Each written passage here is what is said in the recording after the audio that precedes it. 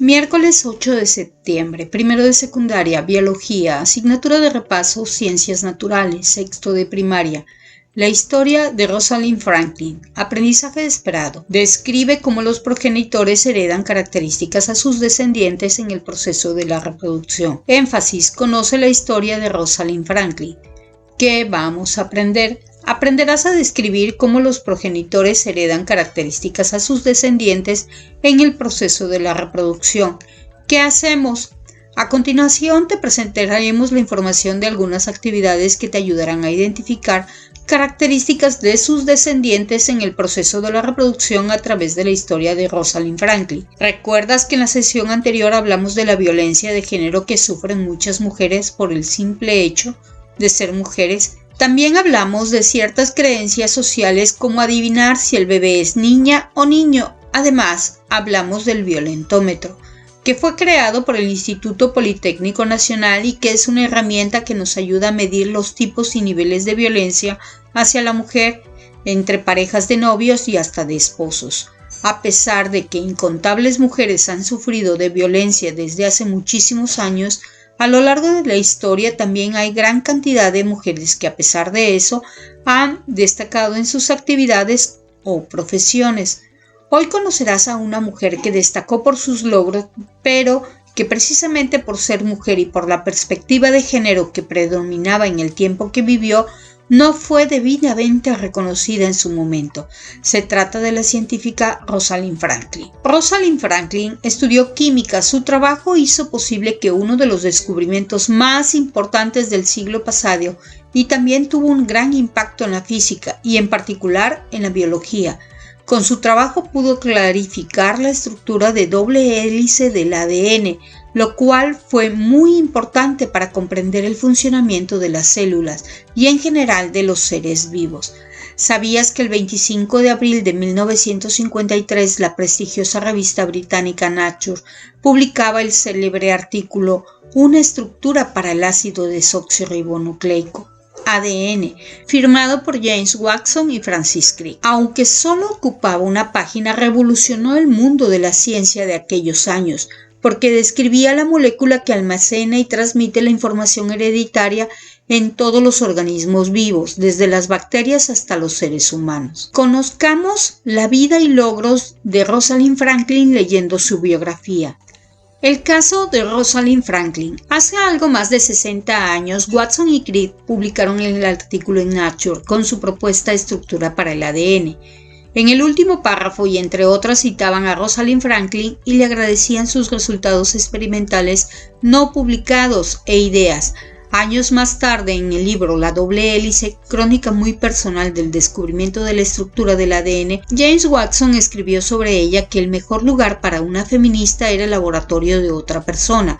Y todavía unos años más tarde, Francis Crick escribió en el King's College de Londres, donde Rosalind Franklin trabajaba, había restricciones muy irritantes. No podía tomar café en la sala de profesores de la facultad porque estaba reservada para los hombres, pero solo eran trivialidades, o al menos así me lo parecía entonces. Ya ven, si me permiten la síntesis, Watson y Crick se referían a Rosalind Franklin como una feminista que se quejaba de trivialidades y, sin embargo, su propuesta de estructura del ADN se basaba en imágenes de esta molécula tomadas con la técnica de difracción de rayos X y obtenidas por Rosalind Franklin, quizás en aquella época la única persona del mundo capaz de conseguirlas con una calidad tan extraordinaria. Y, de nuevo, años más tarde, tanto Watson, con reticencia y muchas dudas, como Crick, creo que más sincero y elegante, conocieron la extraordinaria calidad como científica de Rosalind Franklin y su participación esencial e irreemplazable en el descubrimiento de la estructura del ADN. Rosalind Elsie Franklin nació el 25 de julio de 1920 en Londres, segunda de 5 hermanos, 3 varones, en una familia judía que llevaba 4 generaciones dedicada a la banca. Su educación más temprana, hasta los 18 años, la recibió en varios colegios de prestigio, incluyendo una estancia en Francia, con un programa que incluía, además de costura y deporte, aula de debate y, sobre todo, física y química. Vuelve a casa y aprueba el examen de ingreso al Colegio Newman en Cambridge para estudiar ciencias experimentales y, en concreto, química. Su padre no acepta la decisión de Rosalind y le retira su asignación, pero una tía, hermana de su padre, corre con los gastos y le permite estudiar en el centro elegido. No pasó mucho tiempo sin que el padre aceptara la decisión de su hija y volviera a hacerse cargo de los gastos. En 1941 se graduó en Química y Física y de inmediato consiguió una beca para iniciar su tesis doctoral, pero un año después, en 1942 y en plena Guerra Mundial, pasa a la Asociación para la Utilización del Carbono y con sus investigaciones ayuda al esfuerzo de guerra e hizo un trabajo importante en sus estudios sobre el carbón, lo que le permitió, al acabar la guerra y en 1946, defender su tesis doctoral. Fue una científica francesa refugiada en Inglaterra durante la guerra, Adrienne Weil, la que orientó su trabajo postdoctoral y, en 1947, la animó a ir a Francia, al Laboratorio Central de Servicios Químicos del Estado, en París. Era un grupo de investigación muy activo, a la última, dinámico y sobre todo abierto a las mujeres, a diferencia del anquiloso y masculino entorno que conocía en Inglaterra. Allí, en París, aprendió la técnica de difracción de rayos X, en la que se convertiría en una experta a nivel mundial y aplicaría por años más tarde a la molécula del ADN. Además, amó París y los bistros, la comida en el campo, la cocina, las montañas, esquiar y acampar. Hizo amigos para toda la vida y en 1951 vuelve a casa, a Inglaterra, y consigue una plaza en el King's College de Londres. Ahí, John Randall, el director del departamento, le encarga el estudio de la estructura del ADN. La historia de Rosalind Franklin refleja tanto la situación de muchas niñas con deseos de estudiar y prepararse, como la manera en que las perspectivas de género se convierten en limitantes para lograr sus propósitos de vida. Pero el King's College era, dentro del panorama machista de la ciencia inglesa, el centro que parecía encargado de guardar las esencias. Las mujeres del personal del King's College eran tratadas con respeto, pero sabían sin ninguna duda que nunca alcanzarían el estatus de los hombres. Era el centro en el que se mantenía, con orgullo de casta, la trivialidad, según Crick, de no dejar entrar a las mujeres en la sala de profesores. En su estancia en el King's College, Rosalind Franklin mejoró el aparato para obtener imágenes con ADN, cambió el método y obtuvo fotografías, junto a su estudiante de doctorado Raymond Gosling, con una nitidez que nadie había conseguido antes. En noviembre de 1951 dio una charla para exponer sus resultados a sus colegas del King's College. Entre el público estaban Watson y Crick, también interesados en la estructura del ADN, y que trabajaban en el laboratorio Cavendish, en Cambridge, a unos 90 kilómetros al norte de Londres. Era Maurice Wilkins, compañero, aunque no se llevaban bien, de Rosalind Franklin en el King's College, y también estudioso de la estructura del ADN y buen amigo de Watson y Crick, quien les había invitado. En aquel seminario, Watson y Crick empezaron a conocer el trabajo de Rosalind Franklin y a utilizar sus datos. Fue también Wilkins quien en los meses siguientes fue enseñando a Watson y Crick imágenes de ADN tomados por Rosalind Franklin, rara vez con sus permisos y la mayor parte de las veces sin que ella lo supiera. En febrero de 1953 vieron 3 imágenes y en ellas la famosa fotografía número 51. Para entonces Watson y Crick llevaban más de un año sin conseguir nada positivo. La número 51 la había conseguido Franklin y Gosling en mayo de 1952 y años después Watson recordaba lo que sintió cuando la vio. Cuando vi la foto quedé boquiabierto y se me aceleró el pulso. Por lo que se sabe, Rosalind Franklin nunca se enteró que Watson había visto la fotografía.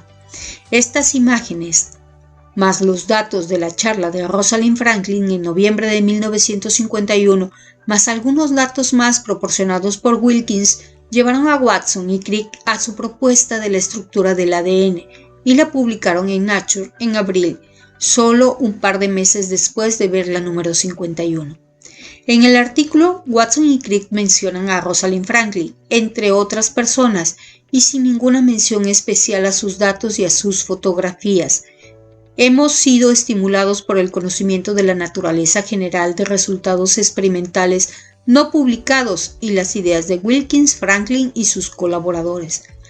Así es de enigmático a veces el lenguaje científico, además de ser un ejemplo impagable de cómo subestimar el trabajo de otro. El machismo se presentaba en el ámbito escolar y laboral, y Rosalind Franklin lo tuvo que enfrentar. Aunque muchas cosas han cambiado, existen aún muchos casos similares en el presente. En el mismo número de Nature, unas páginas más adelante, Rosalind Franklin y su doctorado Raymond Gosling publicaron un artículo muy técnico sobre sus fotografías con la famosa 51 y demostrando su honradez científica y personal apoyando el modelo propuesto por Watson y Crick. Hay quienes han propuesto que para entonces Rosalind Franklin había llegado a las mismas conclusiones que Watson y Crick, pero la rapidez de la publicación le impidió proponer su modelo en 1951. Había escrito que sus resultados sugerían una estructura helicoidal con 2, 3 o 4 cadenas y con los grupos de fosfato hacia el exterior. Esto lo escribió 16 meses antes del famoso artículo de Watson y Crick, pero ya estaba cansada de sus discusiones con Wilkins, Watson y Crick y en general del ambiente del Keele College.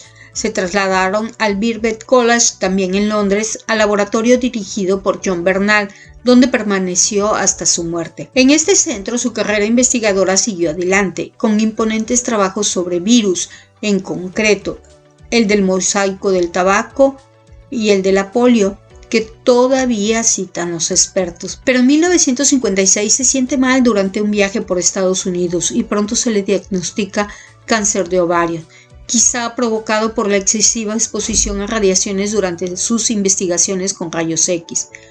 Todavía trabajó durante otros 2 años y después de 3 operaciones quirúrgicas y quimioterapia, técnica que entonces estaba empezando a aplicarse, murió en Londres el 16 de abril de 1958 a los 37 años. 4 años después, en 1962, Watson y Crick y Wilkins reciben el premio Nobel por sus estudios sobre la estructura del ADN. Ni Watson ni Crick mencionaron a Rosalind Franklin en sus discursos de aceptación. Es curioso, pero son las tonterías que Watson hizo en los 50 y relató en los 60 las que crearon la admiración con que Rosalind Franklin es hoy recordada. Sus colegas del Keele College la consideraron demasiado francesa, o sea, liberal en sus costumbres, vestidos, intereses intelectuales y temperamento. Era directa y apasionada, le encantaba el debate, era seria y a veces dura y abrasiva. Wilkins, por ejemplo, la consideraba desagradable. Watson, como siempre, fue el más cruel y en La doble hélice, su libro de memorias de aquella época, escribe párrafos que rozaban en el insulto. Estaba dedicada a no destacar sus atributos femeninos, aunque era de rasgos enérgicos, no carecía de atractivo, y habría podido resultar muy guapa si hubiera mostrado el menor interés por vestirse bien, pero no lo hacía. Nunca llevaba los labios pintados para resaltar el contraste con su cabello liso y negro, y a sus 31 años todos sus vestidos mostraban una imaginación propia de empollonas adolescentes inglesas. Quizá el párrafo corto y directo que mejor mostraba el problema de Watson en su trato con sus colegas científicas es aquel en que le aconseja a Wilkins que era evidente que Rosie se iba o habría que ponerla en su sitio. Por cierto, nadie llamaba a Rosie a Rosalind Franklin, solo Watson y Wilkins, y quizá Crick a sus espaldas. El certificado de defunción de Rosalind Franklin dice: una científica investigadora soltera, hija de Ellis Arthur Franklin, un banquero. Nos vale como definición y como recuerdo. La falta de reconocimiento por su trabajo siguió hasta su muerte, como a pesar de lo que ella siguió trabajando y aportando nuevos logros y hallazgos, hasta que mucho tiempo después se le ha dado el reconocimiento merecido. ¿Sabías que el premio Nobel no se otorga de manera póstuma?